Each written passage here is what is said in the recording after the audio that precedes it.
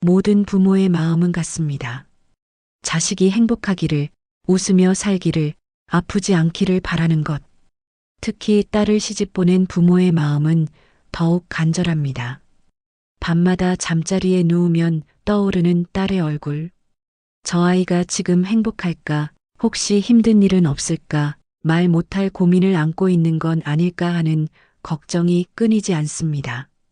좋은 사위를 만나면 딸의 인생은 꽃길입니다. 서로를 존중하고 어려울 때 손을 잡아주고 함께 웃으며 늙어가는 부부. 그런 모습을 볼 때 부모는 비로소 안심하고 눈을 감을 수 있습니다. 하지만 세상에는 그렇지 않은 사위도 있습니다. 겉으로는 멀쩡해 보이지만 딸의 인생을 조금씩 갉아먹는 사람. 딸의 돈을, 시간을, 꿈을, 심지어 자존감까지 빼앗아가는 사람 말입니다. 제 지인 중에도 그런 경우가 있었습니다. 결혼 전엔 그렇게 예의 바르고 착해 보이던 사위가 결혼 후 몇 년 만에 완전히 다른 사람이 되어버렸습니다. 아니, 사실은 원래부터 그런 사람이었는데 우리가 못 봤던 것이겠죠. 딸은 말없이 참고 견뎠고 부모는 나중에서야 알게 되었습니다. 그때 그분이 하신 말씀이 아직도 귓가에 맴돕니다. 그때 조금만 더 자세히 봤더라면, 작은 신호들을 놓치지 않았더라면 우리 딸이 이렇게 고생하지 않았을 텐데. 오늘 이 이야기는 누군가를 비난하거나 공격하기 위한 것이 아닙니다. 다만 우리 딸들이, 우리 가족이 불행해지지 않도록 미리 알아채고 대비할 수 있는 눈을 함께 키워보자는 것입니다. 좋은 사위와 나쁜 사위, 그 경계는 어디에 있을까요? 사실 그 차이는 아주 작은 곳에서 시작됩니다. 말투 하나, 눈빛 하나, 행동 하나에서 말이죠. 지금부터 함께 그 신호들을 하나씩 살펴보겠습니다. 이 이야기가 끝날 즈음엔 여러분도 분명 알게 되실 겁니다. 지금부터 나쁜 사위 구별법 시작하겠습니다. 1. 첫인상이 나쁜 사위. 첫 만남에서 인사와 예의가 없는 사람. 첫 만남의 순간을 기억하십니까? 딸이 데려온 남자가 현관문을 열고 들어오던 그 순간 말입니다. 그때 당신의 가슴 한쪽이 뛰었던 이유가 있습니다. 직감이란 건 생각보다 정확합니다. 수십 년을 살아온 사람의 눈은 그 사람의 진심을 단 5분 만에 알아챌 수 있습니다. 인사를 할 때 어떻게 고개를 숙이는지 보세요. 허리를 제대로 굽히며 정중하게 인사하는 사람이 있는가 하면 고개만 까딱하고 마는 사람도 있습니다. 눈을 똑바로 마주치며 인사하는 사람과 시선을 계속 피하며 불안해하는 사람의 차이도 큽니다. 말끝은 또 어떻습니까? 안녕하세요, 장모님이라는 같은 말도 어떤 사람은 따뜻하게 하고 어떤 사람은 의무처럼 내뱉습니다. 저는 이런 경우를 직접 목격한 적이 있습니다. 한 젊은이가 처음 만남에서 신발도 제대로 벗지 않고 안으로 들어왔습니다. 장모님이 음식을 내오셨는데 고맙다는 말도 없이 휴대폰만 들여다봤습니다. 딸은 옆에서 연신 변명을 했죠. 원래 좀 낯을 많이 가려요. 긴장해서 그래요라고요. 하지만 그건 낯가림이 아니었습니다. 기본적인 예의와 배려가 없었던 것입니다. 그리고 그 결혼은 3년을 못 갔습니다. 반대로 어떤 사위는 첫 만남부터 달랐습니다. 현관에서 신발을 가지런히 벗고 들어왔고 장인어른께 먼저 다가가 두 손으로 악수를 청했습니다. 식사 자리에서는 장모님이 힘들까봐 먼저 설거지를 도왔습니다. 그 작은 행동 하나하나가 그 사람의 인성을 말해주었습니다. 그리고 그 부부는 지금도 행복하게 살고 있습니다. 첫인상은 거짓말을 하지 않습니다. 처음의 5분이 그 사람의 5년을 예고합니다. 인사는 단순한 예의가 아닙니다. 그 사람이 다른 사람을 어떻게 대하는지, 어떤 마음으로 세상을 살아가는지를 보여주는 태도의 기록입니다. 만약 첫 만남에서 당신의 가슴이 불편하게 두근거렸다면 그 직감을 무시하지 마세요. 그건 당신의 경험과 사랑이 보내는 경고 신호일 수 있으니까요. 이 대화 주제가 오직 자기 자신뿐인 사위 딸 이야기는 안 하고 자기 자랑만 하는 사람. 대화를 나눠보면 그 사람을 알 수 있습니다. 식사 자리에서, 거실에 앉아서 차 한 잔 마시며 나누는 이야기 속에서 그 사람의 본 모습이 드러나는 법입니다. 특히 주에 깊게 들어야 할 것이 있습니다. 대화의 주제가 누구를 중심으로 돌아가는가 하는 것입니다. 좋은 사위는 딸 이야기를 합니다. 저희 아내가 요즘 이런 일을 하고 있어요. 아내 덕분에 제가 많이 배웠습니다. 아내가 좋아하는 게 이런 거라서요라며 자연스럽게 딸을 대화의 중심에 놓습니다. 부모 입장에서는 그런 말을 들을 때 가슴이 따뜻해집니다. 아, 우리 딸을 소중하게 생각하는구나. 딸의 꿈과 일상에 관심이 있구나. 그런 게 느껴지니까요. 하지만 어떤 사위는 다릅니다. 만나자마자 자기 회사 이야기부터 시작합니다. 자기가 얼마나 중요한 프로젝트를 맡았는지, 상사한테 얼마나 인정받는지, 앞으로 승진 가능성이 어떤지를 장황하게 늘어놓습니다. 대학 시절 무용담, 군대 이야기, 과거의 성공담으로 대화 시간의 대부분을 채웁니다.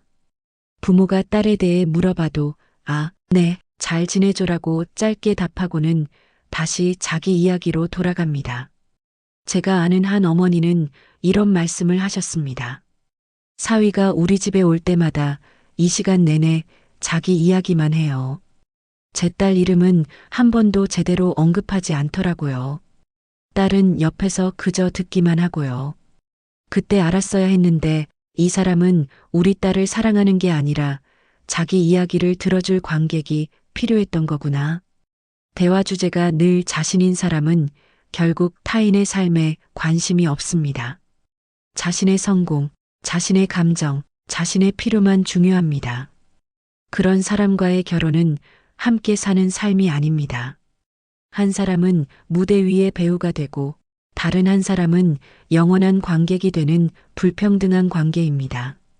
딸이 점점 말이 없어지고 자기 꿈을 포기하고 그저 남편의 그늘 아래 숨어 사는 삶이 됩니다. 진짜 사랑은 상대방의 이야기에 귀 기울이는 것에서 시작됩니다. 대화는 혼자 하는 독백이 아니라 둘이 함께 만들어가는 하모니입니다. 만약 당신의 사위가 오직 자기 이야기만 한다면 이미 그 결혼은 균형을 잃은 것입니다. 3. 금전 감각이 없는 사위 돈 문제를 일으키고 딸 명의를 악용하는 사람. 돈 이야기만큼 사람의 본성을 빠르게 드러내는 것도 없습니다. 돈 앞에서는 가면이 벗겨지고 진짜 모습이 나타납니다. 그래서 결혼을 앞두고 그리고 결혼 초기에 사위가 돈에 대해 어떻게 말하고 행동하는지를 유심히 봐야 합니다. 좋은 사위는 금전 문제를 투명하게 이야기합니다. 저희 두 사람이 이래서 모을게요. 부모님께는 부담드리고 싶지 않습니다라며 스스로 책임지려는 자세를 보입니다. 혹시 도움이 필요하더라도 정확한 금액과 용도를 밝히고 언제 어떻게 갚을지 계획을 세워서 말합니다. 그리고 실제로 그 약속을 지킵니다. 하지만 나쁜 사위는 다릅니다. 결혼도 하기 전부터 대출 이야기를 꺼냅니다. 장인어른, 제가 사업을 하나 구상 중인데요. 집을 좀 크게 알아보려면 자금이 필요해서요라며 슬쩍 돈 이야기를 던집니다. 더 교묘한 경우는 딸을 통해서 전달합니다. 여보, 우리 아빠한테 조금만 빌려달라고 해봐. 나중에 다 갚을게. 딸은 그 말을 믿고 부모님께 손을 벌립니다. 더 위험한 신호는 딸의 명의를 사용하려 할 때입니다. 당신 명의로 대출받자. 당신 이름으로 계약하면 조건이 좋아. 당신 통장 좀 빌려줘라는 말들. 겉으로는 부부니까 당연하다는 듯이 말하지만 사실은 위험을 딸에게 전가하는 것입니다. 나중에 문제가 생기면 책임은 딸이 지게 되고 정작 본인은 모르쇠로 일관합니다. 제 친구분의 따님이 바로 그런 일을 겪었습니다. 결혼 1년 만에 사위가 사업 자금이 필요하다며 딸 명의로 5천만 원을 대출받았습니다. 1년 안에 갚을게라던 약속은 지켜지지 않았고 3년이 지난 지금도 딸이 혼자 매달 이자를 갚고 있습니다. 사위는 사업이 어려워서라는 말만 되풀이합니다. 돈은 사위의 성격을 비추는 거울입니다. 책임감이 있는 사람인지, 계획성이 있는 사람인지, 다른 사람에게 짐을 떠넘기는 사람인지가 돈 문제를 통해 적나라하게 드러납니다. 만약 결혼 초부터 사위가 자꾸 돈 이야기를 꺼낸다면, 혹은 딸의 명의로 무언가를 하려 한다면 절대 그냥 넘어가서는 안 됩니다. 그건 단순한 경제 문제가 아니라 딸의 인생 전체를 위험에 빠뜨릴 수 있는 신호니까요. 4. 장인 장모를 스펙으로 보는 사위 가족을 이용 가치로 계산하는 사람. 장인어른은 어떤 일 하세요? 이 질문 하나에도 두 가지 마음이 숨어 있습니다. 진심 어린 관심일 수도 있고 계산된 탐색일 수도 있습니다. 그 차이를 어떻게 구분할까요? 질문 뒤에 이어지는 말과 눈빛을 보면 됩니다. 존경하는 마음으로 묻는 사람은 이렇게 말합니다.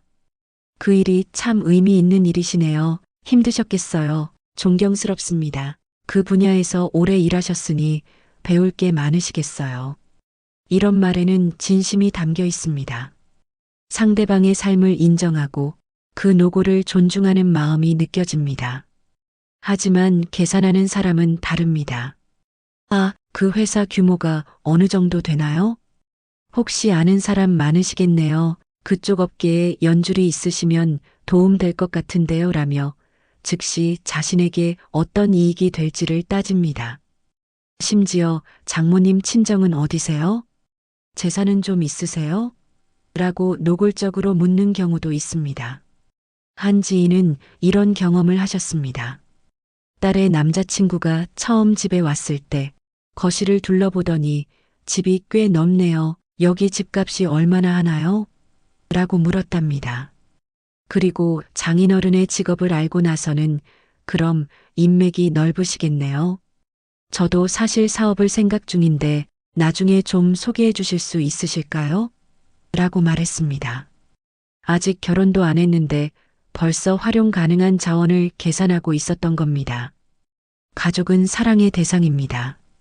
함께 밥을 먹고 명절에 모여 웃고 어려울 때 서로 의지하는 따뜻한 관계입니다. 하지만 가족을 스펙으로 보는 사람은 다릅니다. 장인의 직업, 장모의 인맥, 처가의 재산을 자신의 성공을 위한 도구로 봅니다. 결혼은 사랑이 아니라 거래가 됩니다.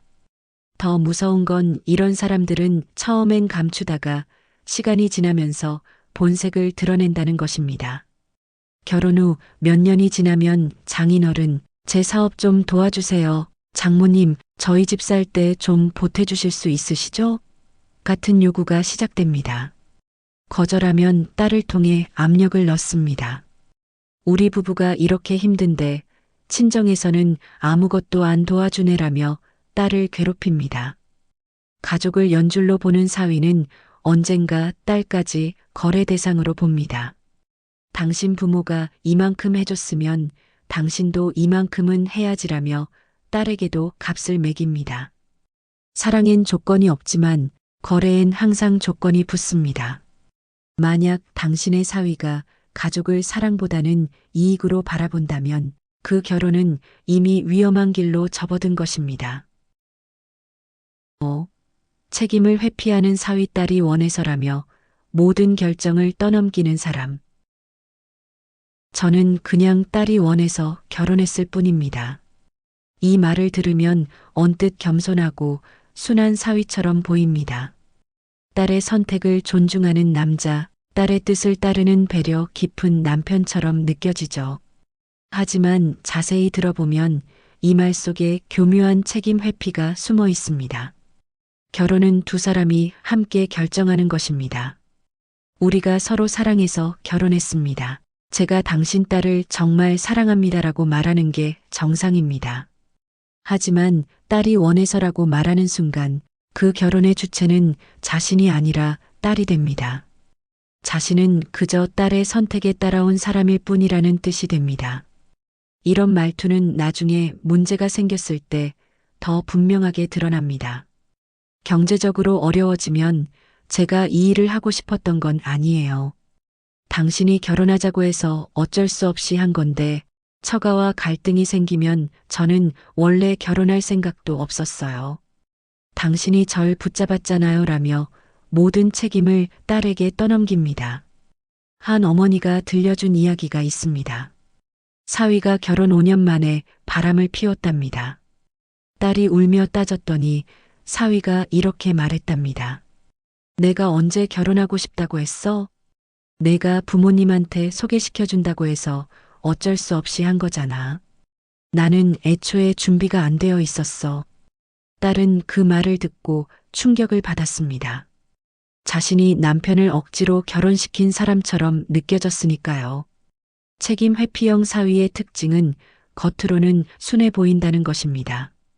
큰 소리치지 않고 화내지 않고 부드럽게 말합니다. 그래, 알았어. 내 하고 싶은 대로 해라며 모든 결정을 딸에게 맡기는 것처럼 보입니다. 하지만 이건 배려가 아니라 책임 회피입니다. 결정권을 넘기는 이유는 나중에 문제가 생겼을 때 내가 결정한 게 아니잖아라고 말하기 위함입니다. 진짜 책임감 있는 사람은 자신의 선택을 분명히 합니다. 제가 당신 딸과 결혼하기로 결심했습니다. 제가 이 가족의 일원이 되겠습니다라고 당당하게 말합니다. 문제가 생기면 제 잘못입니다. 제가 책임지겠습니다라고 합니다. 결코 딸에게 책임을 떠넘기지 않습니다. 만약 당신의 사위가 무슨 일이든 딸이 원해서, 딸이 결정해서라는 말을 자주 한다면 조심하세요. 겉으로는 순하고 착해 보이지만 속으로는 냉정하게 책임을 피할 구멍을 만들어두는 사람일 수 있습니다. 진짜 사랑은 함께 책임지는 것입니다. 상대방에게 모든 걸 떠넘기고 자신은 빠져나갈 준비를 하는 건 사랑이 아닙니다. 7. 말만 하고 행동하지 않는 사위 약속은 하지만 실천하지 않는 사람. 장모님, 언제 한번 식사 꼭 모시겠습니다. 이 말 참 듣기 좋은 말입니다. 예의 바르고 효심 있는 사위처럼 들리죠. 하지만 중요한 건 이 말이 실제로 이루어지는가 하는 것입니다. 말과 행동, 그 사이의 거리가 그 사람의 진심을 말해줍니다. 좋은 사위는 말한 것을 실천합니다. 다음 주 토요일 괜찮으세요? 라며 구체적인 날짜를 제시합니다. 식당을 미리 예약하고 부모님이 좋아하실 만한 메뉴를 고릅니다. 약속 당일에는 시간보다 일찍 나와서 기다립니다. 식사 후에는 오늘 즐거웠습니다. 다음에 또 뵙겠습니다라며 인사합니다. 말이 행동으로 이어지는 사람입니다. 하지만 계산적인 사위는 다릅니다. 언젠가 한번 꼭 모시겠습니다라는 말은 자주 하는데 그 언젠가는 오지 않습니다. 구체적인 날짜를 정하자고 하면 요즘 일이 좀 바빠서요. 다음 달쯤 여유가 생기면요라며 계속 미룹니다. 1년이 지나도 2년이 지나도 그 약속은 지켜지지 않습니다. 하지만 정작 본인 부모님과는 자주 식사를 하고 여행도 갑니다. 한 아버님이 이런 말씀을 하셨습니다. 우리 사위가 결혼 전에는 부모님 효도 열심히 하겠습니다라고 그렇게 말을 잘했어요. 그런데 결혼 5년이 지난 지금까지 사위가 사준 밥 한 끼 못 먹었습니다. 명절에 세배 올 때도 딸이 준비한 선물만 받았지 사위 손에서 직접 받아본 적이 없어요. 말은 그렇게 부드러운데 행동은 하나도 없더라고요. 예의는 말이 아니라 손의 움직임으로 드러납니다. 명절에 설거지를 돕는 손, 무거운 짐을 들어주는 손, 따뜻한 차 한 잔을 건네는 손. 이런 작은 행동 하나하나가 진짜 예의입니다. 말로만 효도하겠습니다. 잘해드리겠습니다라고 100번 말하는 것보다 한 번이라도 실제로 행동으로 보여주는 게 훨씬 중요합니다. 더 위험한 건 이런 사위들은 딸에게도 똑같이 행동한다는 것입니다. 사랑해, 너만 믿어라는 말은 매일 하면서 정작 딸이 힘들 때 옆에 없습니다. 딸이 아플 때 병원에 안 가고, 딸이 우울할 때 대화를 안 하고, 딸이 도움을 청할 때 모른 척 합니다. 말은 부드럽지만 행동은 냉정합니다. 진짜 좋은 사람은 말보다 행동이 앞섭니다. 거창한 약속보다 작은 실천을 합니다. 언젠가 큰 선물하겠습니다라고 말하는 사람보다 말없이 과일 한 봉지를 챙겨오는 사람이 훨씬 진심입니다. 당신의 사위가 말은 항상 예쁘게 하는데 실제로 행동으로 보여준 게 없다면 그 사람은 말로만 예의 바른 사람입니다. 진짜 예의는 행동으로 증명되는 법입니다. 7. 딸을 고립시키는 사위 친정과 친구들로부터 딸을 떼어놓는 사람. 결혼하고 얼마 지나지 않아 이런 말을 하는 사위가 있습니다. 우리 가족끼리만 여행 가요. 명절은 우리끼리 조용히 보내요. 이번 주말은 우리 둘만의 시간을 가지고 싶어요. 처음엔 신혼부부니까 당연하다고 생각할 수 있습니다. 하지만 이 말이 반복되고 점점 더 자주 나온다면 조심해야 합니다. 이건 단순한 신혼의 로맨스가 아니라 딸을 점점 고립시키는 신호일 수 있으니까요. 사랑은 상대방을 자유롭게 합니다. 부모님 보고 싶으면 다녀와, 친구들 만나고 와, 친정에 자주 가라고 말합니다. 상대방이 소중히 여기는 관계들을 존중하고 지지합니다. 오히려 제가 장인어른 장모님 모시고 같이 여행 갈까요? 명절에 친정 먼저 들렀다가 우리 집 가요라며 배려합니다. 하지만 지배하려는 사람은 다릅니다. 처음엔 은근하게 시작합니다. 당신 부모님이 너무 자주 연락하시는 것 같아. 친구들이랑 만나면 항상 늦게 들어오잖아. 우리끼리 있는 게 더 좋지 않아? 라며 딸의 관계들을 하나씩 문제 삼습니다. 시간이 지나면 더 노골적으로 바뀝니다. 왜 맨날 친정 이야기만 해? 친구들 만나봤자 뭐하냐? 부모님한테 우리 일 다 얘기하지 말라며 딸의 관계를 차단하기 시작합니다. 한 딸은 이런 고백을 했습니다. 결혼 전엔 일주일에 한 번씩 엄마랑 통화했어요. 친구들하고도 자주 만났고요.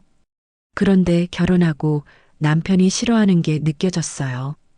제가 전화하면 인상을 찌푸리고 친구 만난다고 하면 또 하면서 기분 나빠했어요.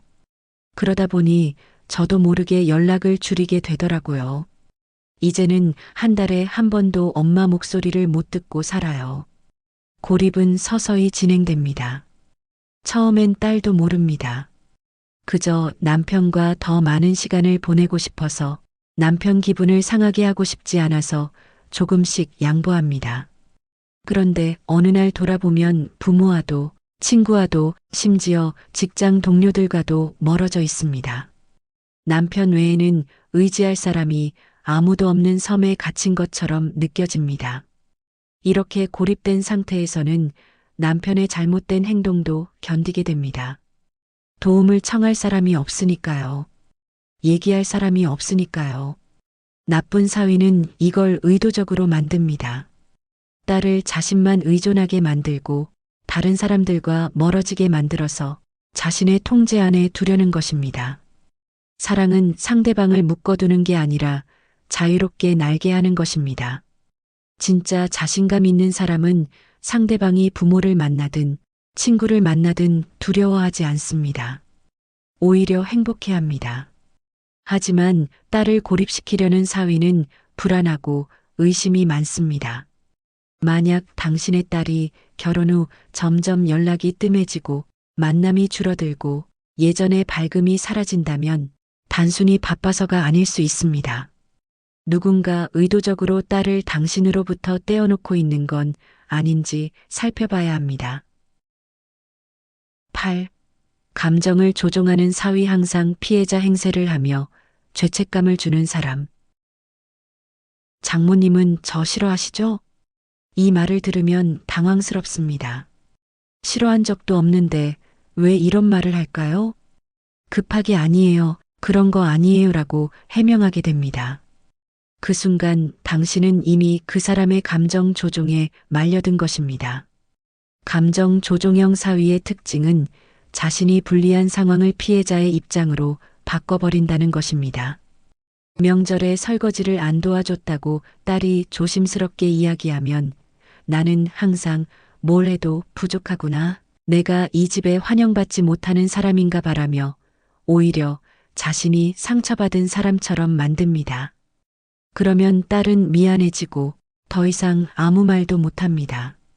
더 교묘한 건 이런 말들입니다. 저도 부담돼요. 저는 원래 이런 자리가 불편해요. 제가 부족한 걸 아니까 항상 조심스러워요. 겉으로는 겸손하고 배려하는 것처럼 보이지만 사실은 상대방에게 미안함과 죄책감을 주입하는 것입니다. 이 말을 들으면 주변 사람들은 아니에요, 괜찮아요라며 오히려 그 사람을 위로하게 됩니다. 문제를 제기하려던 사람이 오히려 위로하는 사람이 되어버리는 것이죠. 한 어머니의 이야기입니다. 사위가 명절 때마다 늦게 왔답니다. 한 번은 조심스럽게 다음엔 조금 일찍 와줄 수 있을까? 라고 부탁했더니 사위가 눈물을 글썽이며 제가 항상 실망만 드리네요. 저는 정말 노력하는데 항상 부족한가 봐요. 장모님께 인정받지 못하는 것 같아 너무 힘들어요라고 했답니다. 그 순간 오히려 어머니가 미안해지고 더 이상 아무 말도 못하게 되었답니다. 이런 사람들은 자신의 잘못을 인정하지 않습니다. 대신 감정의 줄을 흔들어 상대방을 흔듭니다. 잘못을 지적하면 저도 힘들어요라고 하고 변화를 요구하면 저를 있는 그대로 봐주세요라고 합니다. 책임을 회피하면서도 동시에 동정을 얻어냅니다. 가장 위험한 건 이런 사위는 딸까지 조종한다는 것입니다. 딸이 뭔가 불만을 표현하면 당신도 나를 믿지 않는구나. 나는 당신을 위해 이렇게 노력하는데 당신은 그것도 몰라주네라며 딸을 죄책감에 빠뜨립니다. 딸은 점점 자기 감정을 억누르게 됩니다. 정당한 불만도 말하지 못하고 합리적인 요구도 하지 못하고 그저 남편의 기분을 맞추는데 급급해집니다. 진짜 성숙한 사람은 피드백을 받으면 죄송합니다. 다음엔 고치겠습니다라고 말합니다. 자신의 부족함을 인정하고 개선하려 노력합니다. 하지만 감정 조종형 사위는 절대 자신의 잘못을 인정하지 않습니다. 항상 저도 힘들어요. 저도 피해자예요 라는 프레임 안에서만 대화합니다. 만약 당신의 사위가 무슨 일이든 자신을 피해자로 만들고 당신이 오히려 미안해지게 만든다면 조심하세요. 그건 배려가 아니라 조종입니다. 감정의 줄을 잡고 흔들면서 결국 자기가 원하는 대로 상황을 끌고 가는 것입니다. 그리고 그 끝에서 가장 피해를 보는 사람은 바로 당신의 딸입니다. 9. 술버릇이 나쁜 사위. 술만 마시면 본색을 드러내고 폭언폭력하는 사람. 술은 정직합니다. 술은 그 사람이 평소 감추고 있던 본성을 그대로 드러내는 가장 솔직한 거울입니다. 술버릇이야, 그냥 넘어가라고 가볍게 생각하면 안 됩니다. 술버릇은 단순한 버릇이 아니라 그 사람 안에 잠재된 폭력의 신호일 수 있습니다. 평소에 말 수 없고 얌전한 사위가 있습니다. 부모님 앞에서는 조용하고 예의 바릅니다. 그런데 술만 마시면 완전히 다른 사람이 됩니다. 목소리가 커지고 말투가 거칠어지고 눈빛이 날카로워집니다. 장인어른도 별거 아니시네. 이 집안이 뭐 대단한 줄 아나라며 비아냥대기 시작합니다. 심지어 내가 이 집 딸 데려온 건데 뭐 이렇게 까다로워라는 말까지 합니다. 한 딸의 고백입니다. 남편이 술 먹기 전에는 세상에서 가장 착한 사람이에요. 그런데 술만 마시면 욕을 해요. 저한테, 우리 엄마한테, 심지어 자기 부모님한테도 함부로 말해요. 다음 날이 되면 아무것도 기억 못한다고 하면서 내가 그랬어? 미안해라고 해요. 처음엔 저도 믿었어요. 진짜 기억 못하는 건가 보다. 근데 이제는 알겠어요. 기억을 못하는 게 아니라 책임지기 싫은 거예요. 술버릇은 그 사람의 숨겨진 생각을 드러냅니다. 평소엔 사회적 가면을 쓰고 억눌렀던 감정들이 술로 인해 여과 없이 나옵니다. 장인 장모를 은근히 무시하는 마음, 딸을 자기 소유물로 생각하는 마음, 자기가 이 집안에 은혜를 베푼다고 생각하는 마음. 이런 것들이 술을 통해 적나라하게 드러나는 것입니다. 더 무서운 건 술버릇이 점점 심해진다는 것입니다.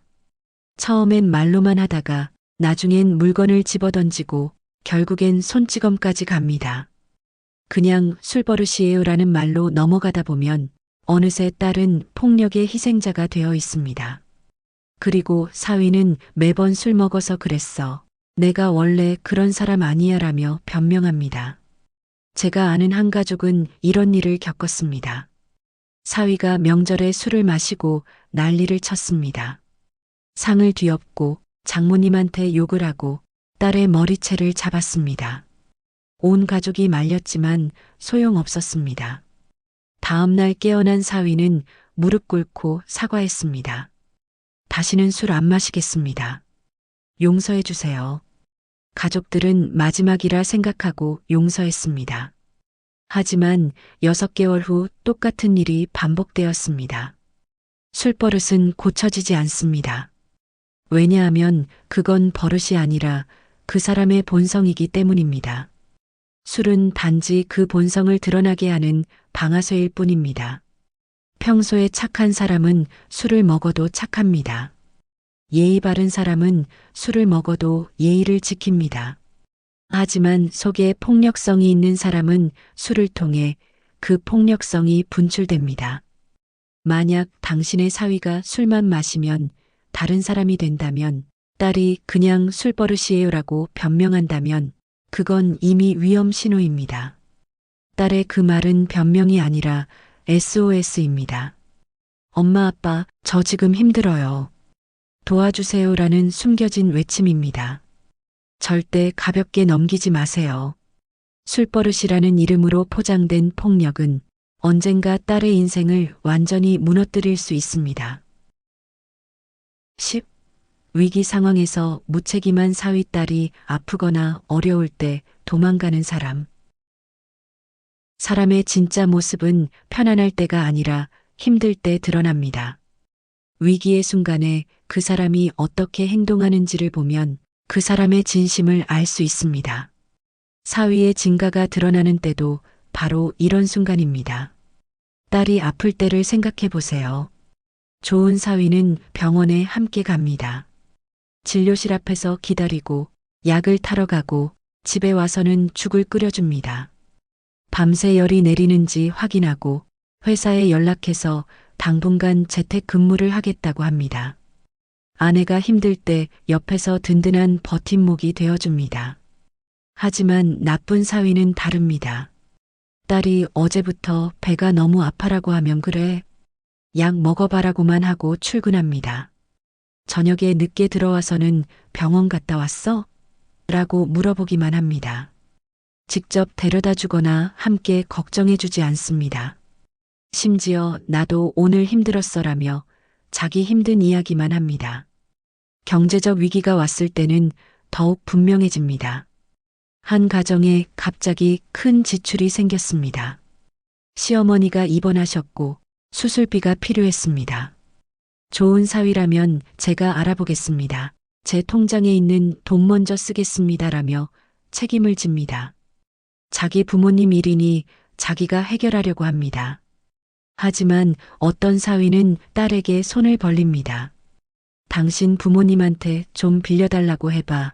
처갓집에서 좀 도와줄 수 있지 않을까? 자기 부모님 병원비를 처갓집 돈으로 해결하려 합니다. 더 황당한 건 나중에 돈이 생겨도 갚지 않는다는 것입니다. 우리 가족인데 그게 뭐 중요해? 라며 당연하다는 듯이 말합니다. 한 아버지가 들려준 이야기가 있습니다. 딸네 집에 갑자기 보일러가 고장 났답니다. 한겨울이라 급히 고쳐야 했는데 사위가 이렇게 말했답니다. 장인어른, 돈 좀 빌려주세요. 다음 달 월급 받으면 바로 갚을게요. 아버지는 딸이 춥게 지낼까봐 즉시 돈을 보냈습니다.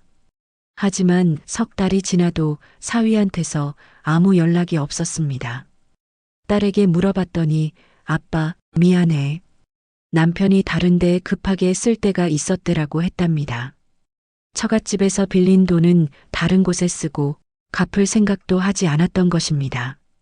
더 심한 경우도 있습니다. 가족 중 누군가가 위독할 때입니다. 좋은 사위는 자기 일처럼 발벗고 나섭니다. 병원을 오가며 간병을 돕고 필요한 물품을 챙기고 아내가 무너지지 않도록 든든하게 지켜줍니다. 당신 부모님은 저희 부모님이에요라고 말하며 진심으로 가족을 챙깁니다. 하지만 무책임한 사위는 보이지 않습니다. 회사 일이 있어서 나는 병원이 좀 불편해서라며 피합니다. 아내가 울며 병원과 집을 오가는데 남편은 친구들과 술을 마십니다. 아내가 지쳐 쓰러질 것 같은데 나도 힘들다며 위로는커녕 짜증을 냅니다. 위기의 순간에 드러나는 것은 사랑의 깊이가 아닙니다. 책임의 무게입니다. 진짜 가족은 좋을 때만 함께하는 게 아니라 힘들 때 더 가까이 다가서는 것입니다. 만약 당신의 사위가 딸이 힘들 때, 가족이 어려울 때, 위기가 닥쳤을 때 옆에 없다면 그 사람은 좋을 때만 함께할 사람입니다. 진짜 평생을 함께할 사람이 아닙니다. 이제 이야기의 끝에 도달했습니다. 우리가 함께 살펴본 10가지 신호들을 돌이켜보면 결국 하나의 진리로 모아집니다. 좋은 사위는 화려한 말이나 거창한 약속이 아니라 일상의 작은 순간들 속에서 증명된다는 것입니다. 좋은 사위는 명절날 아침 일찍 일어나 장모님이 준비하시는 음식 옆에서 조용히 돕는 사람입니다. 시끄럽게 제가 할게요. 라고 외치지 않아도 자연스럽게 무거운 냄비를 들고 설거지를 하고 쓰레기를 버립니다. 말보다 손이 먼저 움직이는 사람입니다. 좋은 사위는 장인어른이 말씀하실 때 휴대폰을 내려놓고 눈을 마주치며 경청하는 사람입니다. 예, 알겠습니다. 라는 대답 속에 진심이 담겨 있고 그 조언을 실제 삶에서 실천하려 노력합니다. 나이 든 사람의 경험을 무시하지 않고 존중합니다. 좋은 사위는 딸이 친정에 가고 싶다고 하면 그래, 다녀와. 부모님 뵙고 와라고 흔쾌히 보내주는 사람입니다. 오히려 제가 차로 모셔다 드릴까요? 라고 묻습니다. 딸과 친정 사이의 끈을 소중히 여기고 그 관계가 계속 따뜻하게 유지되도록 돕습니다. 좋은 사위는 경제적으로 어려워도 딸의 돈을 함부로 쓰지 않는 사람입니다. 우리 함께 계획을 세워보자, 같이 절약해서 모아보자라며 함께 미래를 설계합니다. 딸을 ATM 기계가 아니라 인생의 동반자로 대합니다. 좋은 사위는 딸이 아플 때 병원에 함께 가고 힘들 때 손을 잡아주고 우울할 때 곁을 지켜주는 사람입니다. 괜찮아, 내가 있잖아 라는 말을 행동으로 증명합니다. 위기의 순간에 도망가지 않고 더 가까이 다가섭니다. 이 모든 것을 한마디로 정리하면 신뢰입니다. 좋은 사위는 따뜻함만으로는 부족합니다. 따뜻하지만 무책임한 사람도 있고 다정하지만 거짓말하는 사람도 있습니다. 진짜 좋은 사위는 신뢰할 수 있는 사람입니다. 약속을 지키고 책임을 다하고 말과 행동이 일치하는 사람입니다. 부모로서 우리가 나쁜 사위를 구별하려는 이유는 미움이나 편견 때문이 아닙니다. 오직 딸의 행복을 지키기 위해서입니다. 딸이 평생 후회하지 않는 선택을 하도록, 나중에 돌이킬 수 없는 상처를 받지 않도록 미리 알려주고 보호하려는 것입니다. 하지만 기억하세요. 아무리 좋은 신호를 알아봐도 결국 선택은 딸이 합니다. 우리가 할 수 있는 건 신호를 알려주고 조언을 해주고 옆에서 지켜보는 것입니다. 딸이 현명한 선택을 할 수 있도록 대화를 나누고 만약 잘못된 선택을 했다면 언제든 돌아올 수 있는 집이 있다는 것을 알려주는 것입니다. 세상에는 좋은 사위도 많습니다. 딸을 진심으로 사랑하고 가족을 소중히 여기고 책임감 있게 살아가는 훌륭한 남자들이 분명 존재합니다. 우리의 눈을 키우는 것은 모든 사위를 의심하기 위함이 아니라 진짜 좋은 사위를 알아보고 환영하기 위함입니다. 당신의 딸이 진심으로 행복하기를 바랍니다. 서로를 존중하고 함께 웃고 나이 들어서도 손을 잡고 걸을 수 있는 그런 부부가 되기를 바랍니다. 그리고 그 옆에서 당신이 안심하고 미소 지을 수 있기를 바랍니다. 그것이 부모의 진짜 행복이니까요. 끝까지 시청해 주셔서 감사드립니다. 구독과 좋아요, 알림 설정 꼭 부탁드리며 시청 소감을 댓글로 부탁드립니다.